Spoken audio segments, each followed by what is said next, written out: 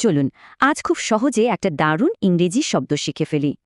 ধরুন একটা গল্প বলি, স্কুলের সেরা ক্রিকেট প্লেয়ারকে হঠাৎ করে টিম থেকে বাদ দিয়ে দিল।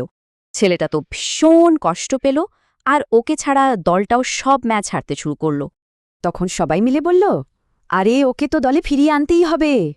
কাউকে তার আগের জায়গায় ফিরিয়ে আনার জন্য ইংরেজিতে দারুণ একটা শব্দ আছে, রিইনস্টেট।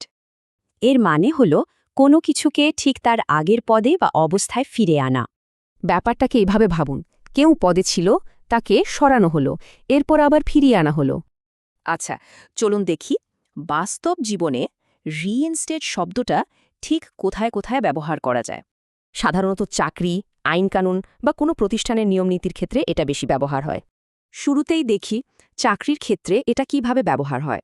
মানে হলো তদন্তের পরে কোম্পানি সেই কর্মীকে আবার চাকরিতে ফিরিয়ে নিয়েছে। এবার চলুন দেখি সরকারি বা আইনি ক্ষেত্রে এর ব্যবহার কেমন। এই বাক্যে সরকার একটা ট্যাক্স ছাড় যা বন্ধ ছিল সেটা আবার চালু করছে। আবার ধরুন কোনো অফিসের নিয়মকানুনের ক্ষেত্রেও এটা ব্যবহার করা যায়, মানে পুরনো যে নিয়মটা বদলে ফেলা হয়েছিল সেটাই আবার ফিরিয়ে আনা হয়েছে। তো আমাদের সেই ক্রিকেট প্লেয়ারের গল্পের কি হলো? স্কুল কর্তৃপক্ষ তাকে দলে রিইনস্টেট করার সিদ্ধান্ত নিল, মানে ফিরিয়ে আনল। দেখুন, তাকে রিইনস্টেট করার পরে কিন্তু সব সমস্যার সমাধান হয়ে গেল, দলও জিততে শুরু করল। তাহলে মনে রাখার সহজ উপায়টা কি? রিইনস্টেট মানেই হলো ফিরিয়ে আনা। এবার নিজেরা ভাবুন তো, স্কুল বা জীবনে এমন কি আছে যা রিইনস্টেট করা যেতে পারে।